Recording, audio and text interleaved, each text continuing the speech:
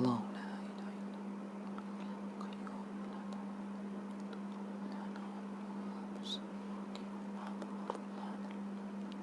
يشفى ويدعو إلا بيده يعلم ما بين أيديهم وما خلفهم ولا يحيطون بشيء من علمه إلا بما شاء وسع كرسيه السماوات والأرض ولا يؤود حفظهما وهو العلي العظيم لا حول ولا قوة إلا بالله العلي العظيم. Orang Sabi'in.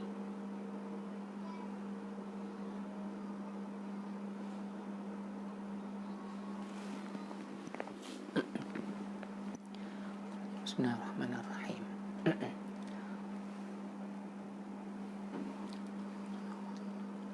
Waalaikumsalam warahmatullahi wabarakatuh. Assalamualaikum warahmatullahi wabarakatuh. Muslimin muslimat yang dirahmati dan dipilih oleh Allah, mari sama-sama kita mulakan pertemuan dan pengajian ilmu kita pada malam ini dengan nama Allah. Mudah-mudahan kita dirahmati dan diberkati oleh Allah sepanjang kita bersama-sama pada malam ini, insya-Allah. Tuan-tuan, a'udzu billahi minasyaitonir rajim. Bismillahirrahmanirrahim. Alhamdulillahi rabbil alamin wa bihi nasta'in. Wassalatu wassalamu ala rasulil amin asyrafil anbiya'i wal mursalin wa ala alihi wa sahbihi ajma'in. Asyhadu an la ilaha illallah wahdahu la syarika lah wa asyhadu anna sayyidana Muhammadan abduhu wa rasuluh. Allahumma salli ala sayyidina Muhammad wa ala alihi wa sahbihi wa barik wa sallim. Subhanaka la ilma lana illa ma 'allamtana innaka antal alimul hakim. Qala rabbi shrah li sadri wa yassir li amri wahlul 'uqdatam min lisani yafqahu qawli. Rabbana zidna 'ilman nafi'a warzuqna fahman wasi'a. Allahumma ij'alna min 'ulama'il 'amilin. Allahumma ij'alna minal mukhlasin. Allahumma ij'alna minal ladzina yastami'una al-qawla fayattabi'una ahsana. Allahumma faqqihna fid din wa 'allimna at-ta'wil wahdina siratal mustaqim bi rahmatika ya arhamar rahimin. Na'udzu billahi min shururi anfusina wa min sayyiati a'malina. Allahumma iftah 'alaina hikmataka wanshur 'alaina min khazaini rahmatika ya arhamar rahimin. Bismillahilladzi la yadurru ma'a ismihi syai'un fil ardi wala fis sama' wa huwas sami'ul 'alim. Bismillahilladzi la yadurru ma'a ismihi syai'un fil ardi wala fis sama' wa huwas sami'ul 'alim. Bismillahilladzi la yadurru ma'a ismihi syai'un fil ardi wala fis sama' wa huwas sami'ul 'alim. Wala haula wala quwwata illa billahil aliyyil azim. Amin ya rabbil alamin. Amin. Muslimin muslimat yang dirahmati oleh Allah, mari sama-sama kita melafazkan, merafakkan kesyukuran alhamdulillahi rabbil alamin ke hadrat Allah Subhanahu wa taala kerana Allah terus memilih kita dalam majlis ilmu ini. Dan mudah-mudahan tuan-tuan dengan niat yang kita nak dekat diri kepada Allah, dan mudah-mudahan juga kita mengharapkan ini antara timbangan-timbangan amal, ini antara kebaikan-kebaikan yang akan memberatkan timbangan amal kita di akhirat kelak. Dan ini sebagai tanda kesyukuran kita kepada Allah dengan nikmat umur yang Allah Subhanahu wa taala berikan kepada kita. Maka umur yang Allah berikan kepada kita ni tuan-tuan, jangan langsung tak ada masa kita untuk Allah. Jangan tuan-tuan ya. Maksudnya umur 24 jam kita ni alhamdulillah kita ni Allah pilih. Maka kita ni membahagikan masa kita, ada untuk Allah, ada untuk kehidupan dunia kita. Ramai orang manusia kat sana tuan-tuan, subhanallah, tuan-tuan, mudah-mudahan Allah beri hidayah kepada mereka tuan-tuan. Ada di kalangan manusia di luar sana 24 jam mereka semuanya dengan perkara dunia, dengan perkara nafsu, tak ada Allah langsung. Tak ada masanya untuk Allah, tak ada tuan-tuan ya. Ini orang yang paling menyesal. Ada juga orang-orang yang dekat luar sana masanya untuk Allah ada, tapi sikit sangat. Sembahyang 5 waktu je. Tuan-tuan tak? Kalau kira sembahyang 5 waktu ni, kalau kita kira-kira tuan-tuan tak? Sembahyang yang lama-lama sikit lah, bukan sekejap sangat. Yang sederhana, kita katakan sejam lah tuan-tuan. Tak? Sebab kalau kita campur-campur, subuh 10 minit, tuan-tuan tak? Maksudnya 50 minit lah 5 waktu tu lebih kurang. Tambah zikir, tambah doa, lebih kurang sejam lah. sejam 15 minit. Jadi 23 jam habis dengan perkara lain. Jadi tuan-tuan, kita ni sebagai tanda kita syukur dengan nikmat umur, kita mesti ada masa kita untuk Allah. Jadi tuan-tuan istiqamahkan. Maghrib waktu yang paling penting, yang banyak keberkatan. Yang waktu ini Nabi SAW tekankan kepada kita untuk beramal ibadah kepada Allah 2 waktu. Pertama tuan-tuan, pada waktu dekat subuh dan selepas subuh sampai naik matahari. Itu waktu tu jangan buat benda lain. Biarlah kita waktu tu dengan Allah. Sebab tu waktu tu waktu berkat tuan-tuan ya. Sebab tu makruh ulama kata kita tidur waktu-waktu tu. Waktu lepas subuh tuan-tuan makruh tuan-tuan ya. Dan begitu juga tuan-tuan selepas maghrib. Ini waktu yang sangat diberkati oleh Allah kerana tuan-tuan subuh adalah permulaan malaikat pada sebelah malam mereka akan butuh kasyif. Pintu langit terbuka luar.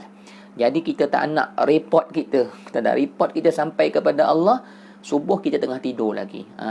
Na'udzubillah lah tuan-tuan ya. Jadi bila malaikat ni sebut dalam hadis yang sahih, Nabi SAW menyatakan bila malaikat subuh ni dia naik jumpa dengan Allah, Allah akan tanya malaikat dia tuan-tuan, Wahai malaikat yang meninggalkan hamba-Ku tadi, ni hadis sahih Nabi cerita tuan-tuan tak?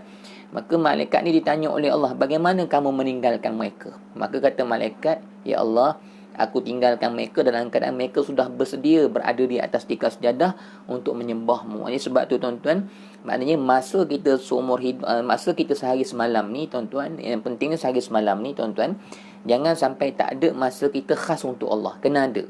Dan istiqamahkan masa itu biar untuk Allah. Jangan untuk perkara-perkara lain. 2 masa ni paling penting. Lepas subuh ataupun waktu subuh sehinggalah naik matahari isyraq. Kan? Dan pada waktu maghrib. Kerana 2 waktu ni berkat dan makruh. Kita melekakan perkara ini, melekakan waktu ini dengan perkara yang lain-lain. Makruh. Tidur ke, tuan-tuan nak bersembang ke, makruh.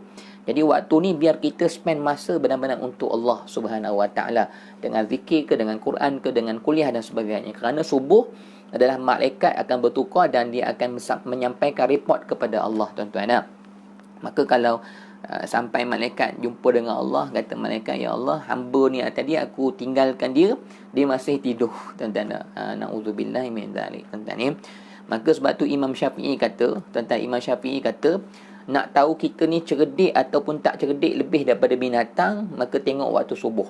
Kalau ayam itu lebih awal berkokok daripada kita bangun tidur, maka ketahuilah ayam itu lebih cerdik daripada kita. Allahu Akbar tuan-tuan ya. Ini templak Imam Syafi'i. Maksudnya Imam Syafi'i kata apa? Ayam pun pagi-pagi subuh tahu dia berkokok tuan-tuan. Untuk dia maknanya dia menggerakkan orang untuk bangun subuh, dia berkokok tuan-tuan. Pada waktu subuh dia tahu berkokok, maka manusia pada waktu subuh tak bangun-bangun, masih leka dengan tidur. Maka Imam Syafi'i kata, nak nilai diri kita cerdik ke tak cerdik banding dengan binatang, maka kalau ayam itu awal lagi berkokok daripada kita bangun tidur, maka maknanya binatang itu lebih cerdik daripada kita. Maksudnya dia tahu waktu subuh, waktu yang berkat tu pun dia bangun, dia berkokok. Kita ni manusia yang ada akal, yang akan dimuhasabah oleh Allah, tapi tak bangun waktu tu tuan-tuan. Begitu juga dengan waktu maghrib tuan-tuan. Waktu maghrib ni waktu yang berkat juga, waktu permulaan malam tuan-tuan ya. Jadi 2 waktu ni kita spendkan masa kita untuk Allah Subhanahu Wa Taala tuan-tuan ya. Sudahlah masa solat kita tu tak banyak dah dengan Allah. Jadi tuan-tuan, jangan masa kita ni tak ada banyak untuk Allah, biar banyak untuk Allah tuan-tuan gitu nah. Baik muslimin dan muslimat mata Allah sekalian, pada malam ini kalau ikutkan kuliah kita tauhid, tapi saya terlintas ilham, datang Allah berikan lintasan hati untuk berikan kepada tuan-tuan panduan. Tuan-tuan ni panduan kesinambungan daripada waktu subuh punya kuliah tadi tuan-tuan.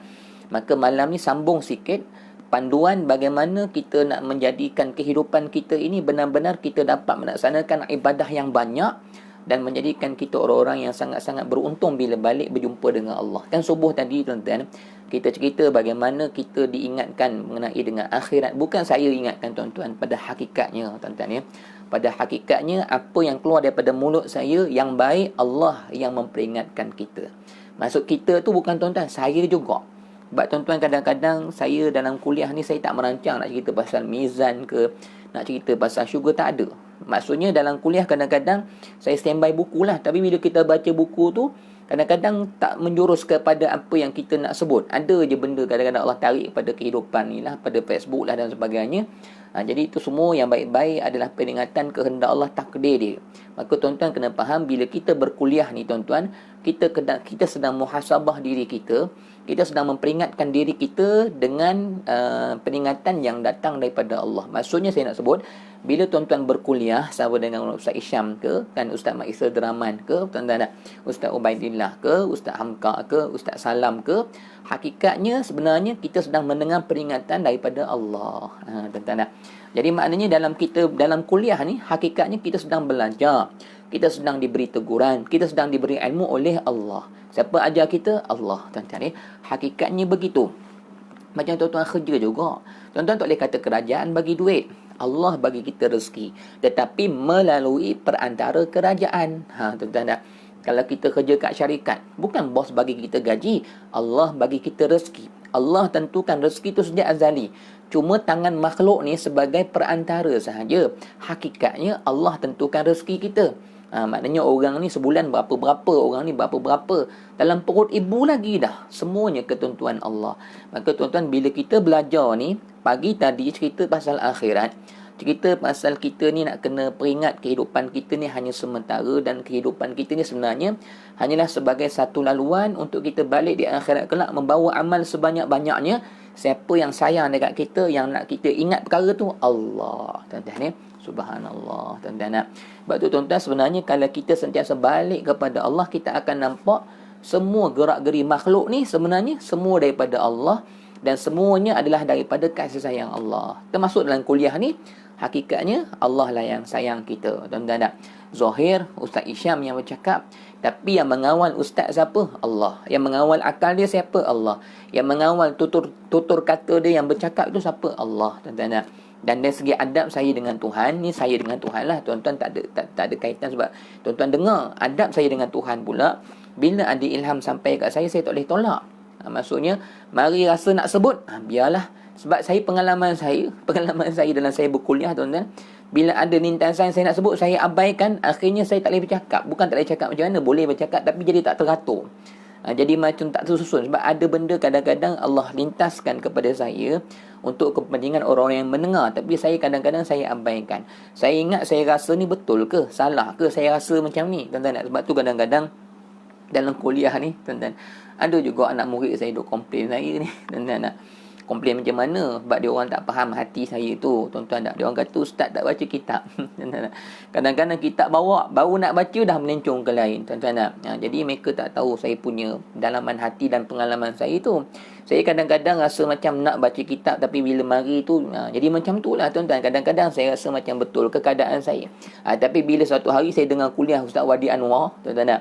Jadi Ustaz Wadi dia pernah sebut dalam kuliah dia, dia tengah cerita, tengah ceramah ni, tiba-tiba dia rasa ada benda saya nak sebut ni. Ini ilham. Dia sebut ilham Allah sampai dekat diri dia. Kemudian Ustaz Wadi kata, Ustaz Wadi Anwar, tuan-tuan kenal lah, tuan-tuan tak? Saya tak boleh abaikan ni. Kalau saya abaikan, nanti saya punya ceramah ni jadi tak betul, kata dia. Nanti jadi tak cantik. Ni sebab Allah dah bagi. Rupanya maksudnya apa yang saya rasa tu betul lah. Ada orang lain pun sama Allah buat. Maknanya mungkin kebanyakan guru-guru kita macam tu sebenarnya, tuan-tuan kita. Jadi tuan-tuan, malam ni ada lintasan yang Allah nak saya sebutkan kepada kita semua. Jadi anggaplah semua perkara datang daripada Allah. Sebab tu tuan-tuan, kadang-kadang dalam kuliah, jangan kita syok sendiri. Tuan-tuan, ustaz sebut benda ni aku dah tahu lama dah. Kita dah tahu, tuan-tuan, tapi ada di kalangan kawan-kawan kita yang mungkin memerlukan kita kena raikan orang lain juga, tuan-tuan. Tak apalah, maksudnya yang baik semua datang daripada Allah. Maka kita kena terima apa yang Allah Subhanahu Wa Taala telah tentukan kepada masa-masa ini, apa yang nak disampaikan. Yang penting perkara itu tetap mendatangkan pahala dan mendatangkan kebaikan kepada kita dalam majlis ilmu ini. Sentiasa rahmat dan kasih sayang Allah, insya-Allah, tuan-tuan ya. Baik. Jadi tuan-tuan, kesinambungan daripada kita cerita pasal kita sentiasa kena beringat dunia ni adalah tempat kita untuk bercucuk tanam, memperbanyakkan amal untuk kita balik akhirat. Kita jadi orang yang beruntung kerana banyak amal yang kita boleh bawa di akhirat kelak, kan. Itu cerita pasal subuh tadi, tuan-tuan. Maka kita katakan ustaz cerita saja, kami nak beramal macam mana? Tuan-tuan, apa yang kami nak buat? Maka malam ni saya terlintas, Allah lintaskanlah. Saya tak boleh kata saya terlintas tu dengan diri saya. Maksudnya Allah yang beri lintasan untuk kita sebutkan pada malam ni dengan kehendak Allah berapa perkara yang menjadi amalan yang mudah untuk menjadikan kita mendapat pahala yang banyak di akhirat kelak. Tuan-tuan tak? Kita nak buat amal, nak buat apa Ustaz? Nak bagi kita ni bila balik di akhirat kelak, umur kita ni berkat kebaikannya melimpah-limpah. Apa antara-antaranya? Kita sebagai seorang orang awam ni yang boleh kita buat, tuan-tuan tak? Baik. Jadi saya nak sebut malam ni yang itulah, tuan-tuan ya. Baik, kita ada 5 perkara. Kita nak sebut pada malam ni. 2 perkara itu yang kita boleh buat dengan diri kita sebagai ibadah untuk diri kita, dan 3 perkara itu yang kita buat untuk kita banyakkan pahala kita di akhirat kelak, kita buat kepada perkara ataupun 3 perkara itu kepada masyarakat lah, tuan-tuan ya. Baik, muslimin dan muslimat sekalian ya. Ibadat ni banyak, macam-macam jenis ibadat, solat, zikir, Quran, puasa, haji dan sebagainya, tuan-tuan. Baik, jadi banyak-banyak ibadat yang ini sebut kita dulu, 2 daripada kita. Apa ibadat yang memudahkan pahala itu datang kepada kita dan kita senang nak buat sebanyak-banyaknya. Maksudnya kita tak terikat dengan masa, waktu dan sebagainya, tuan-tuan. Ini saya dah sebut dengan tuan-tuan pada pagi tadi. Jadi tuan-tuan, untuk memastikan umur kita hari ni yang sedang kita lalui ni, kan, sekarang ni maghrib ni, habis kuliah ni sekarang, maghrib isyak sekarang, sebelum nak tidur dan esok pagi kita bangun, untuk memastikan masa kita yang berlalu ini tidak sia-sia dan kita boleh mengutip pahala ibadat sebanyak-banyaknya. Sebab saya sebut kepada tuan-tuan pagi tadi kuliah subuh kan, maksudnya apa yang kita bawa balik di akhirat kelak, apa yang kita buat sekarang ni. Kalau kita tak buat ataupun kita tak bersungguh-sungguh dengan kebajikan, dengan amal ibadat yang kita usaha sekarang ni, maka sekadar tu sahajalah kita dapat di akhirat kelak. Dan saya sebut nak dapat syurga Jannatul Firdaus, maka pahalanya mesti banyak. Sebab tuan-tuan kena faham, syurga ini dia ada markah-markah dia. Wallahu a'lam, saya tak pasti markahnya macam mana. Tapi maknanya tuan-tuan, memang kita masuk syurga kerana rahmat Allah. Betul, tetapi syurga itu balasan daripada amal ibadat kita yang kita buat, maka balasan itu daripada dia sebenarnya rahmat Allah ni maksudnya macam mana? Maksudnya tuan-tuan, kalau nak kira amal ketaatan kita dengan apa yang Allah beri itu terlalu lebih, tuan-tuan tak? Bayangkan kita solat, kita zikir, sebut Allah, Allah, pahala, tuan-tuan tak? Sebutan kita ringan, pahala kita, ibadat kita ni ringan sangat, solat kan, tapi Allah beri 27 kali ganda. Apa maksud 27 kali? Rahmat Allah, tu maksud rahmat Allah. Jadi kalau kita kata masuk syurga kerana amal kita memang sikit sangat, tak layak nak dapat ganjaran syurga yang hebat. Tapi kita masuk syurga dengan rahmat Allah, Allah balas ibadat kita dengan berlipat kali ganda. Kenapa? Rahmat dia. Kalau kira Allah nak balas, tuan-tuan, maksudnya, maknanya kalau ibadat kita sikit itu, maka tak layak. Bukan tak layak, maksudnya kalau Allah bagi pun sekadar nikmat dunia, itu membadai dengan ibadat kita. Tapi tak, Allah balas kita dengan nikmat akhirat. Maksudnya Allah bagi kita ni bukan 100 kali ganda, wallahu alam, berkali-kali ganda pemberian Allah tu dengan apa yang kita buatnya. Kita kata kita buat ni cumit je, sikit je, tak ada apa sangat kita buat ni, tapi Allah balas kita subhanallah dengan nasinya, dengan bidadarinya. Maksudnya benda yang Allah bagi ni melimpah sangat. Contoh ginilah tuan-tuan, kalau kita bekerja dekat dunia, ada bos kita yang baik sangat. Kita kerja apa tuan? Kita kerja petani dekat kebun dia. Kita kerja apa? Korek tanah je. Tapi bos kita ni bagi kita mahligai gaji kita setiap bulan. Gaji kita 1 juta. Dan maksudnya tu dunia perumpamaan. Tapi kita buat apa? Kita just buat pertanian je. Kita korek tanah tu, kita tanam, kan tuan-tuan. Tapi gaji kita macam tak setimpal dengan perbuatan kita. Tuan-tuan, tak ada manusia boleh buat benda tu dekat dunia pada hari ni, melainkan hanya Allah sahaja yang begitu pemurah kepada sekian hamba dia, tuan-tuan. Cukup kita sedekah RM1, Allah kali gandakan RM700. Tu janji Allah tu, tuan-tuan. Maksudnya tuan-tuan, tidak ada yang lebih pemurah, yang lebih maha kaya, yang paling pemurah mengatasi sifat pemurah Allah Subhanahu Wa Taala. Tu maksud rahmat dia, belas ihsan dia. Kalau kira keadilan dia, sebab tu kata ulama, kalau Allah mengadili amal ibadah kita dengan keadilan dia, sifat adil, perhati kita satu-satu, tuan-tuan, maka tak layak langsung amal ibadat kita ni nak dibalas dengan syurga yang hebat-hebat. Kalau kira kerja pertanian, apa layaknya? Gaji 300 je lah, itu yang layaknya. Tapi kalau atas belas ihsan bos, tak apalah pakcik, saya kesian kat pakcik. Pakcik ni dah tua, kerja pun masih menyara anak bini.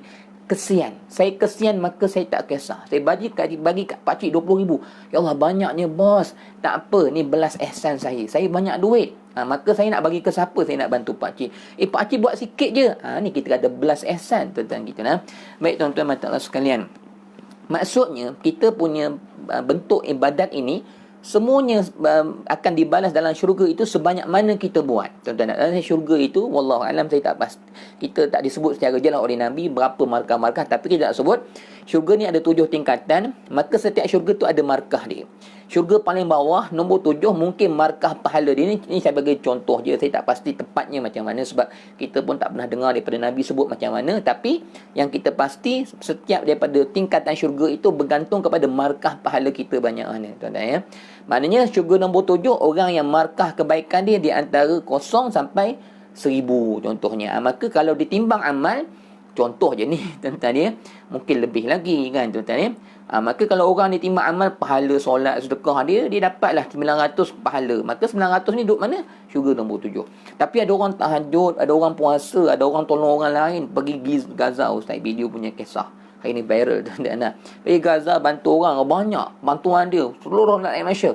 Maka pahalanya bukan 1000, timbang-timbang antara 1000 sampai 2000 contoh. Maka syurga nombor 6. Saya nak sebut dengan tuan-tuan, esok kita mendapat tingkatan syurga ni bergantung sebanyak mana amal ibadah kita yang kita telah lakukan kepada Allah, dan sebanyak mana ganjaran pahala itu, sebanyak itulah selayaknya kita akan ditempatkan darjat-darjat dalam syurga nanti tuan-tuan. Jadi maksudnya keadilan Allah, Allah cukup maha adil dalam menilai kebaikan kita. Tak ada suatu pun amal ketaatan kita yang tak dibalas di hadapan Allah, tak ada. Tuan-tuan tak? Sebab tu Allah Subhanahu wa taala menyebutkan dalam Al-Quran, kata Allah, "Faman ya'mal mithqala dzarratin khairan yarah." Sebesar zarah yang kamu buat dekat dunia ni, sekecil zarah pun pasti akan kamu lihat. Maksud kamu lihat tuan-tuan, pertama akan Allah tunjukkan balasannya, kamu akan nampak di akhirat kelak Allah menilainya. Dan yang kamu lihat yarah ni, kamu akan tengok apa balasan kebaikan kamu sekecil zarah ni ada dalam syurga nanti berbentuk apa, wallahu alam tuan-tuan. Tapi yang penting setiap amal kita tak ada sesuatu pun yang Allah tinggalkan, yang Allah lalaikan. Semuanya akan dikira, dihisap dengan seadil-adilnya, semuanya akan kita lihat di dalam syurga nanti tuan-tuan ya. Maka dalam syurga nanti nombor 7 itu pun tuan-tuan, dia takkan sama. Maksudnya orang pahala 0 sampai 1000, maka pahalanya duduk syurga nombor 7. Maka dalam syurga tu pun tak sama. Maksudnya ada orang pahalanya 100, ada orang pahalanya 230, ada orang pahalanya 999. Sebab tu nanti orang yang pahala 900 menyesal. Allah, kalau aku banyak beramal sikit dapat pahala aku 1500. Duduk pahala syurga nombor 6 tuan-tuan. Contohnya gitu tuan-tuan ya. Jadi Allah ni dia akan adil. Tak mungkin sama rata. Aku beramal banyak, orang ni beramal lebih kurang. Kenapa aku punya mahligai sama? Tak. Allah ni dia adil, seletih mana, sekuat mana, sepayah mana kita beramal, selayak itulah kita akan dapat.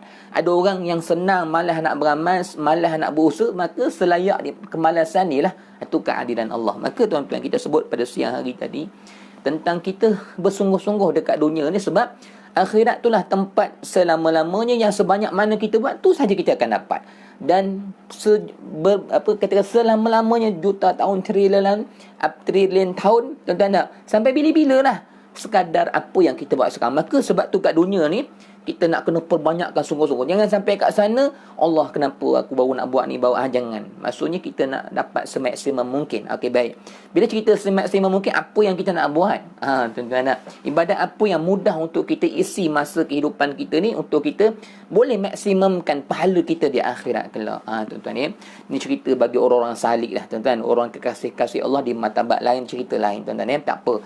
Yang tu nanti kita ceritalah pada kuliah akan datang. Ni cerita untuk kita ni tuan-tuan ya. Orang awam biasa ni, wali-wali Allah ni, dia cerita lain dah. Dia cerita, dia zikir, dia semayang ni kerana cinta rindu daripada Allah di bab lain dah tuan-tuan ya. Kita ni maksudnya hati kita ni seronok dengan nikmat dan sebagainya. Tak apa, ini cerita bab-bab macam ni pun tak ada masalah. Ikhlas, masih dalam tahap ikhlas kepada Allah, sebab kita meyakini tentang kebangkitan akhirat, yakin dengan janji syurga dan neraka tu. Kita meyakini perkara tu juga, kata ulama, sudah ikhlas dalam ibadah kita kepada Allah tuan-tuan gitu ya. Baik tuan-tuan, untuk diri kita yang saya boleh senaraikan dua lah tuan-tuan ya. Baik, ibadat kita ni tuan-tuan yang banyak-banyak, yang selain daripada dua perkara ni kan tuan-tuan, kita boleh buat, tapi pahalanya tak boleh nak sebanyak macam yang dua perkara ni tuan-tuan. Solat kita kan, sebanyak mana orang boleh solat atas dekat sedarah? Takkan 3-4 jam atas dekat sedarah, tak mampu tuan-tuan. Maksudnya kita ada kerja, biasa kita habis solat, Habis sembahyang sunat, kita bangunlah, kita buat kerja kita dan sebagainya, tuan-tuan tak? Begitu juga dengan haji kan. Haji bukan setiap hari boleh pergi, hanya bulan Zulhijjah saja boleh pergi, tuan-tuan kita. Zakat, sedekah, ada waktu-waktunya kita tak boleh nak berterusan. Baik tuan-tuan ya. Cara yang paling mudah untuk tuan-tuan memperbanyakkan amal dan kita boleh buat perkara ni sepanjang masa. Pertama, kita sebut dah kuliah sebut ni zikrullah. Tuan-tuan ya. Zikir ni tuan-tuan jangan sia-siakan waktu kita. Maksudnya zikir ni di mana-mana saja boleh jalan. Tuan-tuan kena fikir, kalau aku tak zikir aku rugi ni. Tuan-tuan nak. Kalau orang perempuan khasnya tengah masak ke, tengah basuh pinggan, fikir kalau aku basuh pinggan dalam keadaan aku biar masa basuh pinggan lepas ni aku duk tengok pinggan, tengok luar kan, mikir bayang apa-apa, kosong. Maka rugi masa aku ni. Aku akan menangis di akhirat kelak, menangis kerana ya Allah, kenapa waktu aku basuh pinggan aku tak sebut nama-Mu ya Allah. Kita akan tengok benda tu di akhirat kelak, tuan-tuan nak. Semua amal perbuatan kita akan ditayangkan, sama ada dapat pahala tak dapat pahala. Jadi harus kita akan tengok Allah, ruginya masa ni terbuang ya Allah. Sebab tu tuan-tuan, apa kata Nabi? Ni hadis Nabi tuan-tuan nak. Nabi SAW menyatakan kepada kita, kata Nabi hadis sahih, semua manusia akan menyesal di akhirat kelak. Hatta Nabi kata dah, hatta ada manusia yang walau sesaat pun dia tak berzikir kepada Allah, dia akan menyesal dengan sesaat yang berlalu dia tak berzikir kepada Allah. Ni hadis Nabi tuan-tuan. Tuan-tuan, dunia ini kita belum nampak suasana penyesalan ni. Akhirat tuan-tuan baru kita nampak suasana pentingnya kita nak pahala kebaikan tu, yang orang nak balik ke dunia nak beramal soleh tu. Sebab tu hari ni kalau kita masa kita berlalu kosong gitu, kita tak kira sebab belum balik tuan-tuan.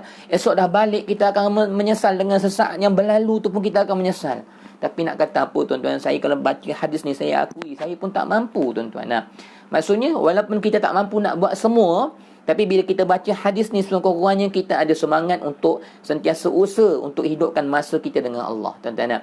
Jadi kita kena sentiasa rasa kalau aku tak zikir waktu ni sedangkan aku boleh zikir, rugi. Jadi tuan-tuan, perkara pertama yang boleh kita banyakkan ibadah untuk kita dapat pahala lagi, memberatkan amal. Sebab saya sebut apa dengan tuan-tuan tadi, akhirat kelak balasannya sebanyak mana yang kita buat. Jadi apa yang kita boleh buat? Zikir. Dan zikir mudah. Jadi orang perempuan mulai hari ni, kalau dekat dapur sambil-sambil potong ikan, hati berzikir. Nanti saya akan sebut zikir apa Ustaz? Nanti kita akan sebut zikir apa yang kita nak perbanyakkan kepada Allah tuan-tuan kita. Pahalanya banyak dan sebagainya, apa yang boleh kita sebutkan tuan-tuan. Cuma saya nak sebut zikir. Jangan lagi lepas ni kalau kita buat sesuatu kosong. Ataupun fikiran kita ni melayang-layang. Kosong, masa tu habis berlalu begitu saja. Kalau macam orang perempuan lah khasnya kat rumah, kalau kita basuh pinggan tu betul dah ibadat kan. Dapat pahala dah basuh pinggan sebab kita nak rumah kita bersih. Nak bagi suami kita ni sejuk mata memandang, tengok rumah kita cantik, taklah serabut dengan kotor dan sebagainya tuan-tuan. Betul dah basuh pinggan tu ibadah. Tapi kalau basuh pinggan sambil berzikir, maka pahala itu berkali-kali ganda lagi. Dahlah basuh pinggan pahala, hati pula ingat Allah, pahala lagi. Kan kita sebut tadi, kita nak semaksimalkan, kita maksimumkan ibadat kita kepada Allah selagi mana boleh buatlah. Kalau orang lelaki sambil-sambil atas motor, atas kereta, fikir. Kalau nak dengar era ke, contoh tadi radio era ke kan, nak dengar lagu boleh, tak ada masalah. Tapi apa yang kita dapat? Rugi. Tak. Dia sebenarnya tuan-tuan, masa yang kita buang ni rugi. Tetapi maksiat bukan rugi, maksiat penyesalan. Tuan-tuan ya. Sebab tu begini konsepnya tuan-tuan. Bila kita buat baik, itu keuntungan. Ibadat adalah keuntungan. Sebab apa yang kita buat itu, kebaikan kita bentuk pahala, itu keuntungan kita di akhirat kelak. Ingat, bila kita buat baik, kita sedang mengambil keuntungan. Baik. Bila kita buang masa, kita sedang mengambil kerugian. Rugi. Masa tu habis dan rugi. Kita dalam kereta, terserah kita nak pasang zikir ataupun kita nak biar otak kita melayang-layang, tengok orang dan sebagainya. Kalau kita tengok orang sambil kita mengambil pengajaran, tak apa. Itu ada pahala. Tengok awan sambil berzikir, tak apa. Tengok awan, tapi kalau tengok kosong, tak ada niat ibadat. Dia bergantung pada niat, tuan-tuan. Kalau tengok alam, ya Allah, aku nak tengok ciptaanmu, ya Allah, kebesaranmu, ya Allah, maka pahala. Tak apa, sambil subhanallah, subhanallah. Tapi bila dah belajar kuliah malam ni dengan Ustaz Isyam, maka fikir, kalau aku berjalan naik kereta ni, duduk kosong gini dengar lagu, apa yang aku dapat dengan lagu? Maka masa ni esok aku akan tangisi, tuan-tuan. Maka tuan-tuan, masa kosong adalah kerugian. Baik maksiat bukan kerugian, maksiat penyesalan. Sebab penyesal akan dipukul, akan diseksa dalam neraka. Dan maksiat yang kita lakukan penyesalan sebab maksiat itu akan mengikis pahala kita. Kalau kita timbang amal esok, 100,000 punya amal, tiba-tiba timbang maksiat 50,000. Maka 100,000 turun dah, seronok lah. Tiba-tiba maksiat pula ada, 50,000 naik, turun, naik kan. Jadi hilang 50,000 pahala kita sebab maksiat tadi mengambil kita punya pahala tadi. Sebab kita timbang amal, tuan-tuan ya. Maka saya ulang balik, ketaatan adalah satu keberuntungan. Adapun kelalaian adalah satu kerugian. Adapun maksiat adalah satu penyesalan. Tuan-tuan ya. Ulang balik lah, tuan-tuan. Ketaatan suatu keuntungan kepada diri kita. Kelalaian suatu kerugian dalam kehidupan kita. Kita lalai, rugi. Tak.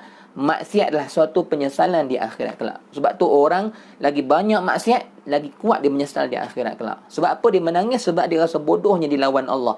Bodohnya dia tidak balik pada Allah, taubat. Maka menyesal itu akan semakin hebat di hadapan Allah sebanyak mana dia melakukan maksiat kepada Allah Subhanahu Wa Taala, tuan-tuan ya. Baik, jadi mulai pada hari ini jangan sia-siakan masa tanpa kita berzikir, tuan-tuan ya. Maka zikir adalah suatu ibadat yang mudah kita lakukan dan kita boleh buat sebanyak-banyaknya, tuan-tuan. Tak perlu kira, buat je. Sambil-sambil basuh lipat baju, kita kadang-kadang orang perempuan ni lipat baju layan drama kan. Boleh nak layan drama, tapi apa kita dapat? Rugi. Tapi ustaz, saya nak tengok drama yang ada kebaikan. Boleh, tak ada masalah. Cerita pasal i'tibar, cerita pasal Nabi, benda-benda yang baik, tak ada masalah. Tuan-tuan tengok TV, tengok ceramah, okey, tuan-tuan ya. Maksudnya apa perkara yang boleh mendatangkan redha dan pahala daripada Allah tak semestinya zikir. Tuan-tuan, maksudnya tengok tazkirah dalam TV ke dan sebagainya, tapi jangan tengok cerita cinta.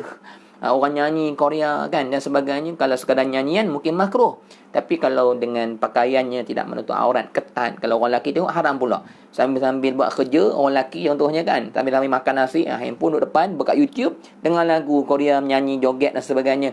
Makan rezeki Allah, mata tengok maksiat. Tuan-tuan, itu satu penyesalan di akhirat kelak, tuan-tuan ya. Maka zikir nak buat apa ustaz? Kalau tuan-tuan nak zikir, tuan-tuan, maka antara zikir yang saya boleh sebutkan di sini, tuan-tuan, kita boleh perbanyakkan zikir la ilaha illallah dalam hati. La ilaha illallah, la ilaha illallah. Jangan kita kosongkan, rugi. Sebut la ilaha illallah. Sebab la ilaha illallah ni dalam pengajian tasawuf, tuan-tuan, zikir la ilaha illallah ni adalah zikir yang mudah untuk membunuh nafsu. Ya.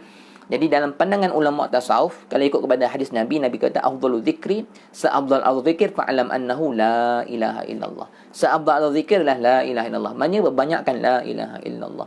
Nak sebut kuat boleh kan, nak sebut hati pun boleh, tuan-tuan ya. Dia sebab sebelum kita belum sebati dengan zikir, tuan-tuan. Bila kita dah sebati dengan zikir, orang perempuan khasnya kan, bila kita dah sebati dengan zikir nanti, orang perempuan, orang lelaki pun sama. Kalau kita buat kerja nanti, zikir tu akan berjalan sendiri je. Itu kalau orang dah biasa, tuan-tuan ya. Sebab dah jadi darah daging kan. Jadi darah daging dia akan boleh sebut lah sepanjang masa, tuan-tuan kita. Dia awal-awal memang tak jadi sebab belum biasa. Macam lagu lah, tuan-tuan. Orang yang biasa dengar lagu tu sedap, asyik, lama-lama kita tak menyanyi pun dia menyanyi dalam hati kita. Tuan-tuan, ada lagu-lagu viral kan, duk dengar, lama-lama kita tak menyanyi pun, tiba-tiba dalam hati kita menyanyi. Tu yang tiba-tiba terkeluar kat mulut tu. Sebab tu remaja-remaja kita ni kadang-kadang dalam bilik air pun dia menyanyi. Sebab apa dia menyanyi dalam bilik air tu? Sebab dia terlintas nyanyian tu dalam hati dia. Tu yang tiba-tiba dia memekak dalam bilik air tu. Tuan-tuan ni, tuan-tuan jangan cakap dalam bilik air makruh. Saya nak sebut tuan-tuan ni. Terutamanya khasnya ketika mana tengah buang air besar. Minta maaf saya sebut tuan-tuan ni. Minta buang air besar jangan bercakap. Kata ulama, tuan-tuan, orang bercakap dalam bilik air ni kalau sambil-sambil di tengah buang air besar, dia mewarisi buasi. Mudah dapat buasi, wallahu alam. Itu mungkin pengalaman orang tua dan pandangan ulama kita. Memang cakap dalam bilik air ni makruh. Dan tuan-tuan, bilik air ni bukan tempat yang kita boleh lama-lama nak menyanyi, merokok sebatang, dua batang, tuan-tuan. Bilik air ni tempat syaitan. Sebab tu Nabi SAW menyatakan bila orang azan, syaitan akan lari terketuk-kentut, kata Nabi. Terketuk-kentut Nabi sebut. Maksudnya dia takut dengan azan tu. Sebab tu rumah kita kalau ada gangguan tu azan. Allahu Akbar, azan. Sebab tu dalam perubatan Islam dia akan azan. Syaitan dia tak boleh dengar azan. Dia lari ke mana, tuan-tuan? Dia akan lari sejauh-jauhnya sampailah dia tak dengar suara azan tu. Dan dia akan masuk mana? Dia akan masuk tandas. Sebab tu waktu azan jangan masuk tandas, makruh. Ni kita suka masuk tandas kan. Masuk bilik air lama-lama pula tu. Seronok duduk lama-lama. Tengok aurat sendiri pun makruh, tuan-tuan ya. Maka dalam bilik air jangan bercakap. Sebab bila kita bercakap makruh, dan kata ulama orang yang sambil-sambil buang air besar dia bercakap, dia boleh mewarisi kepada buasi. Tapi wallahu alam ketepatannya saya pun tak pastilah. Tuan-tuan jangan keluar esok. kawan-kawan kita tengok kena buasi, ni mesti cakap banyak nak bila air. Tuan-tuan, ni ustaz cakap ni buasi, ni sebut orang cakap dalam bilik air, ni mesti bersembang dengan bini dalam bilik air. Tuan-tuan, saya tak tahu, jangan tuan-tuan hukum orang. Mungkin penyakit dia dan sebagainya, mungkin dia salah makan ke dan sebagainya, tuan. Tapi itu adalah petua-petua ulama kita lah, tuan-tuan ya. Baik, muslimin dan muslimat sekalian, ni cerita pertama zikir. Jadi tuan-tuan, zikir la ilaha illallah perbanyakkan boleh. Nak sebut apa ustaz, la ilaha illallah. Jadi tuan-tuan, la ilaha illallah ni ada pahala yang kata Nabi SAW, barang siapa yang menyebut la ilaha illallah dengan hati, maka pahalanya seluas langit dan bumi. Sebab tu tuan-tuan, kalau ditimbangkan la ilaha illallah di atas mizan, maka akan berat la ilaha illallah lebih daripada seluruh seisi dunia ni. Dan tuan-tuan tahu tak, arash Allah dia bergegar tau. Pada mula-mula awal dia dijadikan, dia bergegar arash Allah ni. Macam mana ustaz arash? Wallahu alam, tuan-tuan, saya tak nak tengok arash, saya tak tahu. Cuma arash ni besar lah, tuan-tuan, dia sangat-sangat besar. Tuan-tuan, kalau nak cerita perumpamaan arash ni luas lah, cerita pasal arash ni, tuan-tuan ya. Jadi tuan-tuan, arash ni awal permulaan dia bergegar. Dia berada dalam air. Kalau ikut kepada hadis Nabi, arash ni dia berada dalam air. Dan tuan-tuan, bagaimana dia boleh hilang, bukan boleh hilang, hilang gegaran dia. Maksudnya dia punya gegaran tu jadi hilang. Macam mana? Bila diletakkan kalimah la ilaha illallah Muhammadur Rasulullah, maka hilanglah gegaran arash ini, tuan-tuan ya. Jadi tuan-tuan, banyakkan la ilaha illallah. Dan zikir yang kedua tuan-tuan boleh perbanyakkan juga adalah banyakkan selawat ke atas Nabi, boleh juga. Dan sebab apa selawat? Kerana sekali selawat dan Allah akan membalas selawat kita sebanyak 10 kali. Ini keberuntungan yang sangat-sangat untung. Sebab apa? Mudah.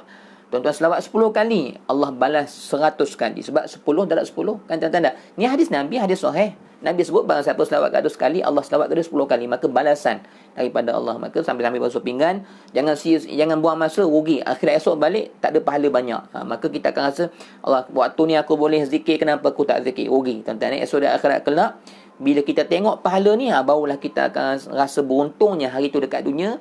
Kita beramal dengan perkara ni sangat-sangat beruntung, tuan-tuan ya. Baik, jadi selawat boleh. Boleh la ilaha illallah banyak, selawat ke atas Nabi. Cuma selawat ni saya nak sebut sikit kepada tuan-tuan. Orang-orang yang biasa dengan kuliah saya, mereka fahamlah, tuan-tuan ya. Sebab saya selalu terang perkara dalam kuliah saya, tuan-tuan ya. Selawat ni ada cara dia, tuan-tuan ya. Kalau tuan-tuan nak selawat di luar semayang, tuan-tuan ya, cara selawat yang benar supaya selawat kita ni tidaklah tidak mengikuti kepada ayat Al-Quran. Kita biasa selawat, tuan-tuan, kita akan selawat macam selawat dalam solat itu, tuan-tuan. Ni tuan guru saya sebut, tuan guru Ustaz Ahmad Rozaini cerita pada kami, tuan ya. Jadi saya pun tak perasan, bila tuan guru sebut, baru saya tahu, rupanya betul lah apa yang tuan guru sebut ada dari Al-Quran, tuan-tuan ni. Saya nak sebut dengan tuan-tuan, kalau tuan-tuan nak selawat, jangan selawat yang biasa tu, tuan-tuan ni. Kita selawat biasa macam ni, Allahumma salli ala sayyidina Muhammad wa ala ali sayyidina Muhammad, Allahumma salli ala sayyidina Muhammad wa ala ali sayyidina Muhammad. Tak sempurna selawat tu, tak sempurna nah. Ada setengah ulama mengatakan makruh, tapi saya tidak mengambil lah kepada hukum makruh itu. Kalau ikut Ustaz Ahmad Rozaini kata makruh, sebab ada pandangan ulama mengatakan makruh kalau selawat Allahumma salli ala sayyidina Muhammad wa ala ali sayyidina Muhammad, tuan-tuan. Cuma saya katakan tak makruh, cuma saya berpegang kepada pandangan tidak sempurna selawat itu, tuan-tuan ya.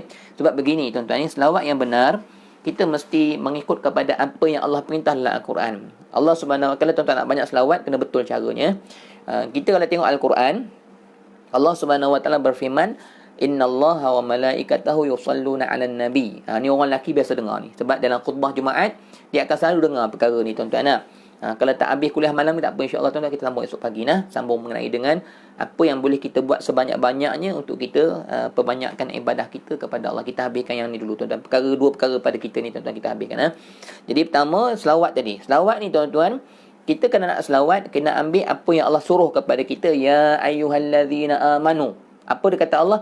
Sallu alaihi wasallimu taslima. Kan dalam khutbah Jumaat kita biasa dengar, innallaha wa malaikatahu yusalluna 'alan nabi ya ayyuhalladzina amanu sallu alaihi. Sallu, kena setengah khatib tu, setengah Bilal dia akan ulang balik tu. Ulang balik ayat tu. Ya ayyuhalladzina amanu sallu alaihi. Sallu alaihi, diulang balik. Sallu alaihi wasallim. Ada dua. Sallu alaihi wasallimu taslima. Pertama sallu alaihi, kemudian wasallimu taslima. Siapa suruh tu? Allah suruh. Allah kata, wahai orang-orang yang beriman, sallu alaih, sungguhnya Allah dan para malaikat semuanya berselawat ke atas Nabi. Maka wahai orang-orang yang beriman, sallu, selawatlah kamu ke atas Nabi. Wasallimu taslima, dan ucapkanlah salam sejahtera ke atas Nabi. Tuan-tuan ya. Jadi tuan-tuan, Allah perintah kita supaya selawat dan ucapkan salam sejahtera. Dua sallu alaihi wasallimu taslima. Dua perkara kena buat dengan Nabi, tuan-tuan. Pertama, kita dengan Nabi kena ucap selawat. Yang kedua, kena ucap salam sejahtera ke atas Nabi, tuan-tuan. Jadi bila nak selawat, kita kena raikan perintah Allah itu. Tuan-tuan, dulu Ustaz Ahmad Rozaini bila dia tak terang ni, saya pun tak perasan. Kita selawat ni, kadang-kadang kita selawat biasa ni kan, Allahumma salli ala sayyidina Muhammad wa ala ali sayyidina Muhammad kan. Sekadar tu sahaja. Mana wasallim lah? Wasallim tak ada. Maka tak sempurna, sebab Allah suruh kita sallu alaihi wasallimu taslima. Kena ada dua, sallu dan salim kena ada dua, tuan-tuan ya. Jadi selawat yang tepat, ada setengah orang dia selawat macam ni, sallallahu alaihi wasallam, sallallahu alaihi wasallam, tu boleh.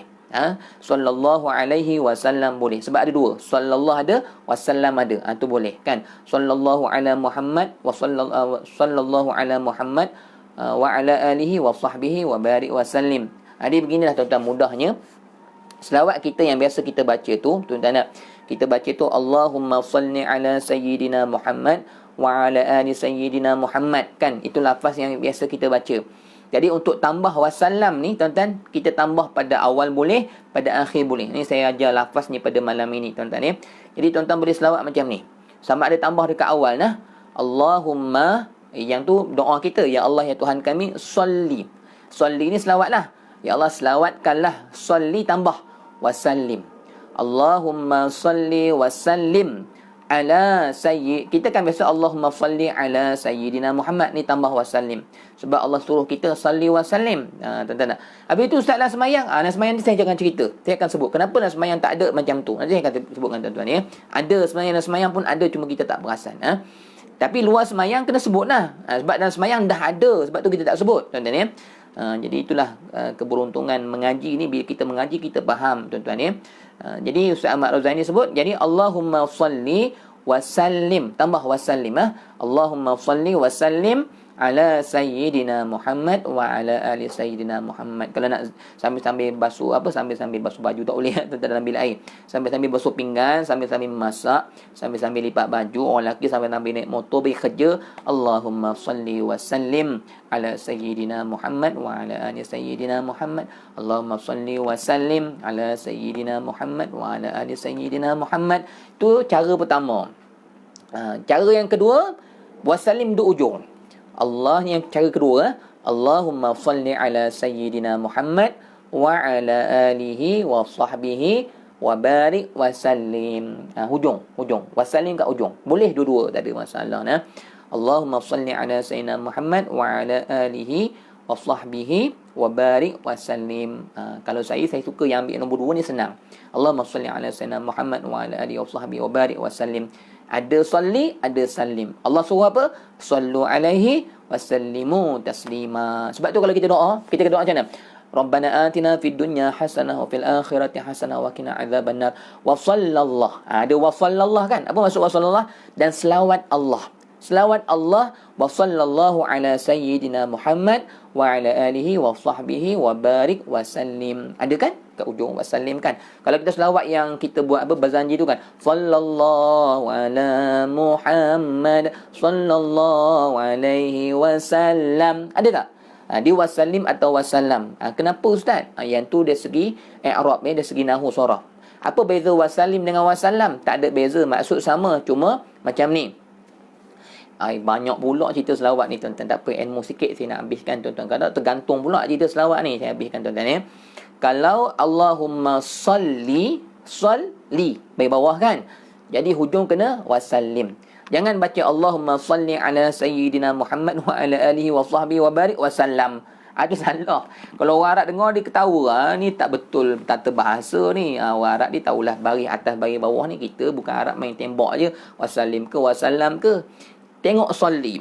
Kalau tengok salli tu, kalau salli tu baris bawah, maka hujung wasallim. Allahumma salli ala sayyidina Muhammad wa ala alihi wa sahbihi wa barik wa sallim. Kalau solli tu bagi atas, wa sallallah. Wa salla bagi atas kan, sallallah. Kalau dari segi nahwu sarafnya, sallallah tu dia adalah fi'il madhi. Kalau solli tadi fi'il amar. Tak apalah tuan-tuan, itu tata bahasa Arab sarafnya, dari segi nahwu sarafnya tu. Maka kalau kita baca wa sallallahu ala wa salla bagi atas wa sallallahu ala sayyidina Muhammad wa ala alihi wasahbihi wa barak wa sallam. Jangan wa barik, jangan wa barik wa sallim. Kena wa barak wa sallam. Kalau imam-imam yang baca salah tu dia tak tahu dah tu nahwu saraf dia tuan-tuan kalau yang imam jaga perkara nanti malu kita kalau orang-orang pandai belakang yang imam tak betul tata bahasanya lari. Tuan-tuan, adakah maknanya berubah? Tak, makna tak berubah. Maknanya maksud dia tetap wasallim juga. Cumanya dari segi susunan bahasa tu tak tepat. Dari segi nahwu sarafnya tata bahasanya tidak tepat tuan-tuan jadi maksudnya dalam doa kita pun memang kita ada sebut wa sallallahu dan wasallam. Sallallahu ala Muhammad, sallallahu alaihi wasallam kan ada. Habis tuan-tuan Jadi mulai hari ni kalau nak selawat ke atas Nabi, selawatlah dengan salli dengan wasallim. Baik, ustaz, kenapa dalam sembahyang tak ada pula asyhadu alla ilaha illallah wa asyhadu anna Muhammadar Rasulullah. Allahumma salli ala sayyidina Muhammad wa ala ali sayyidina Muhammad. Tak ada pula. Tuan-tuan. Dalam sembahyang dah ada salam tu, tapi sudah diucap awal. Di mana sebut ucap salam tu? Ada pada at-tahiyat tu At-tahiyatul mubarakatuh salawatu tayyibatu lillah. Assalam. Dah ada assalam. Awal dah ada. Assalamu alaika. Salam sejahtera ke atas kamu ayyuhan nabi, wahai nabi, wa rahmatullah dan rahmat kasih Allah, wa barakatuh dan keberkatan Allah atas kamu. Jadi dalam ucapan at-tahiyat kita dah ucap salam tu awal-awal. Lepas at-tahiyatu lillah, assalamu alaika ke atas kamu wahai Rasulullah ayyuhan nabi. Assalam dah ada. Maka bila Allahumma salli ala tu, jadi terus Allahumma salli ala sayyidina Muhammad wa ala ali sayyidina Muhammad. Tuan-tuan Jadi zikir yang pertama zikir la ilaha illallah, kedua selawat ke atas nabi, betulkan cara kita selawat tuan-tuan. Yang ketiga ialah banyakkan sebut Allah. Allah boleh. Allah, Allah, Allah, Allah. Walaupun di luar sana ada isu, ada ulama kata Allah ni tak ada dalil dan sebagainya, tak apalah tuan-tuan. Banyak ulama yang menyatakan Allah ni zikir yang menambahkan kedekatan diri kita kepada Allah. Dan Allah ini tuan-tuan ada makna dia, bukan tak ada makna tuan-tuan Bahkan kalau ikutkan kepada Syekh Ali Jumaah pun menyatakan memang sebutan Allah ni sangat-sangat dituntut. Bahkan dalam pengajian tasawuf memanglah zikir Allah ni lah dituntut untuk diperbanyakkan tuan-tuan. Macam kalau kita rindu pada isteri kita kan, kita nak sebut nama isteri kita panjang-panjang ke, wahai siapa wahai Fatimah yang merah ke, wahai Fatimah yang rajin, tak sebut dah. Kalau kita rindu Fatimah, abang rindu kat awak ni dan dia sebut Fatimah je tuan-tuan. Maka kita dengan Allah pun bila kita sebut Allah, maksud Allah ni zat yang yang memiliki segala-galanya. Itu maksud Allah, Tuhan kita seru nama dia. Maka ada setengah-setengah pandangan mereka dalam YouTube ni yang tidak menyokong kepada zikir Allah ni, katanya tak ada maksud ataupun tidak membawa sebarang faedah. Tak apalah tuan-tuan, tu pandangan mereka. Kita tidak berpegang dengan pandangan. Biasalah ulama ni ada percenggahan pandangan. Kita katakan tu golongan-golongan yang cenderung kepada Ibn Taymiyah, Wahabi dan sebagainya. Tak apalah tuan-tuan, saya malah tak berhajat untuk sebut panjang-panjang. Cuma dalil tentang sebut Allah ni banyak. Wadhkurullaha katsira, sebutlah Allah sebanyak-banyaknya. Wadhkurisma rabbika wa tabattal ilahi tabtila, sebutlah nama Allah sebanyak-banyaknya dan biarlah mereka bersuka-suka dengan Allah, sebut Allah. Itu zikir yang ketiga. Bahkan dalam pengajian tasawuf, zikir Allah ni lah yang akan menjadikan kita semakin kasih, cinta, dekat kepada Allah. Kalau saya nak bahas tentang zikir Allah ni, zikir darajat dan sebagainya, itu nantilah tuan-tuan pada kuliah-kuliah yang akan datang.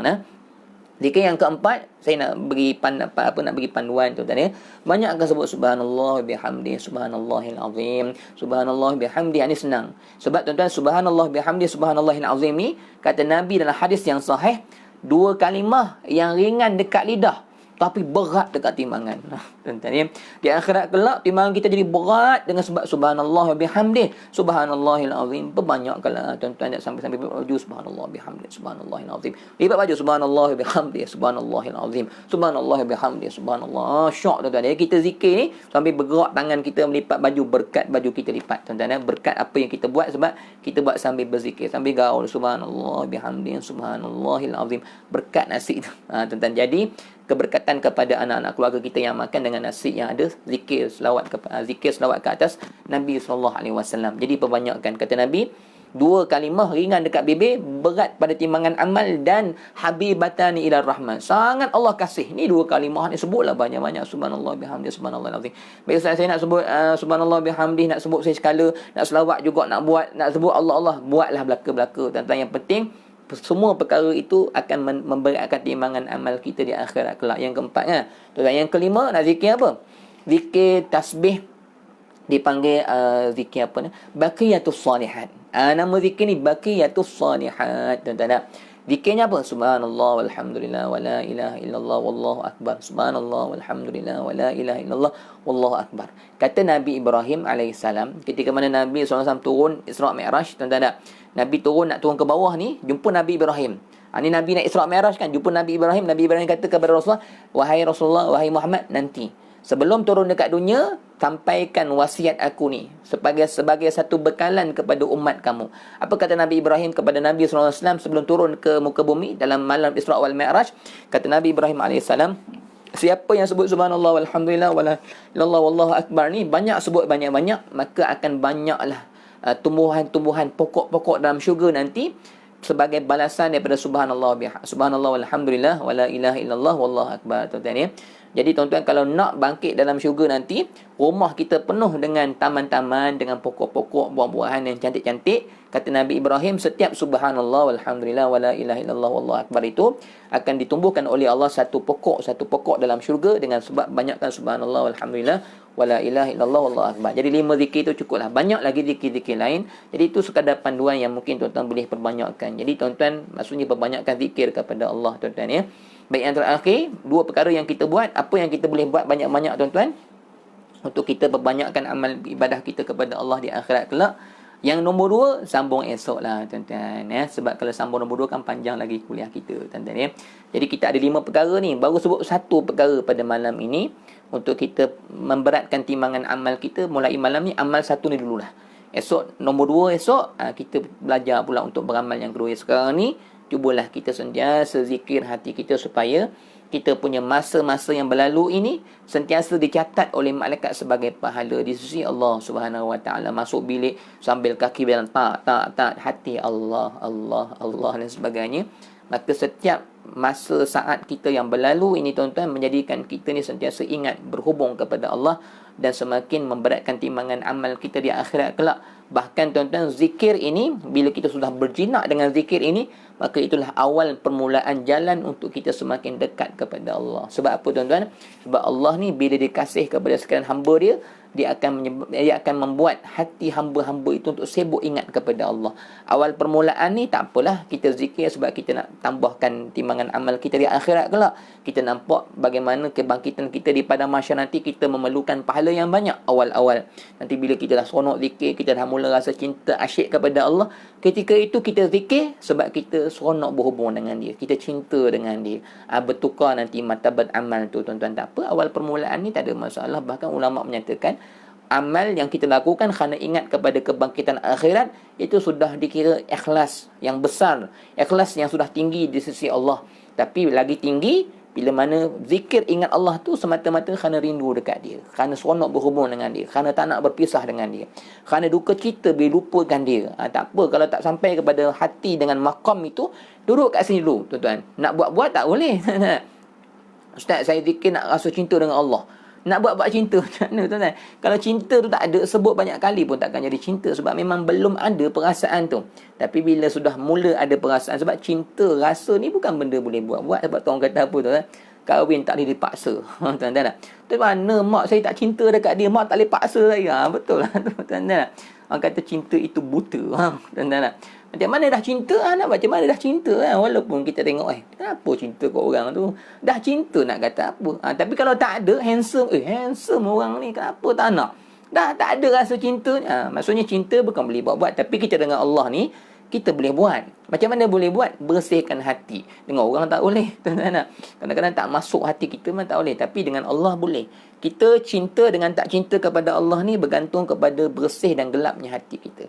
Hati kita ni kalau gelap memang takkan ada rasa cinta dengan Allah, tuan-tuan. Tapi bila hati kita dah bersih, awal permulaan kita sibuk beramal dengan ingat kepada akhirat, kepentingan diri kita, lama-lama nanti Allah ubahlah perasaan kita tu supaya asyik pula sebut nama Allah kerana cinta kasih kita kepada Allah. Tak apalah tuan-tuan ya. Kita boleh berzikir tu satu nikmat dah. Niat kita kerana cinta pada Allah, ingat pada akhirat tu, tak apalah. Yang penting kita boleh zikir banyak-banyak tu dah cukup bagus dah. Daripada langsung tak berzikir, langsung tak beramal, rugi basuh pinggan kosong-kosong, tak buat apa-apa tuan-tuan. Maka tak apalah tuan-tuan, ajar diri kita supaya awal-awal ni banyakkan kita berhubung dengan Allah dengan zikrullah tuan-tuan ya. Nak mudah Allah je. Kalau tuan-tuan tanya saya banyak Allah je tuan-tuan.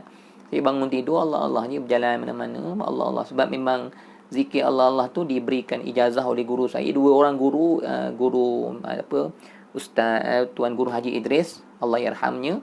Umur 16 tahun lagi saya dah beramal dengan benda tu. Kemudian jumpa Syekh Abdullah pun benda yang sama juga. Maka saya jalankan yang tu lah. Tapi bukan saya tak zikir yang lain, saya buat juga tuan-tuan. Selawat apa, tapi saya banyaklah kereta ke, bangun tidur ke, nak tidur ke, yang tu lah Allah. Itu je lah benda yang saya banyak lakukan dalam kehidupan saya. Allah tuan-tuan ya. Baik, sekadar itulah perkongsian kita pada malam ini tuan-tuan. InsyaAllah sambung kuliah subuh esok. Kita akan sambung lagi apa amal-amal ibadat yang kita boleh lakukan yang akan memperbanyakkan lagi ketaatan kita kepada Allah tuan-tuan. Esok perkara yang kedua. Segala yang baik semua datang daripada Allah. Saya mohon maaf kekurangan dalam sebagian kuliah tuan-tuan. Mudah-mudahan apa yang kita pelajari pada malam ini Allah berkati ilmu ini dan kita dapat amalkan. Dan Allah menghidupkan apa yang kita faham ini, Allah hidupkan dalam kehidupan kita. Dan akhirnya insya-Allah perkara ini menjadi sanubari kita. Sampailah ke mana sahaja kita akan pergi, ke mana sahaja kita duduk, hati kita sentiasa sebut nama Allah, berzikir kepada Allah tuan-tuan, untuk memberatkan timbangan amal kita. Dan mudah-mudahan dengan sebab zikir yang selalu kepada Allah, yang Allah akan jadikan sebagai amalan dalam kehidupan kita, menjadikan hati kita semakin dekat dan kasih kepada Allah lebih daripada segala-galanya insya-Allah tuan-tuan ya. Saya mohon maaf kekurangan dan sebagian kuliah tuan-tuan. Mudah-mudahan Allah merahmati dan memberkati kehidupan kita semua insya-Allah. Wassalamualaikum warahmatullahi wabarakatuh. Alhamdulillahi rabbil alamin.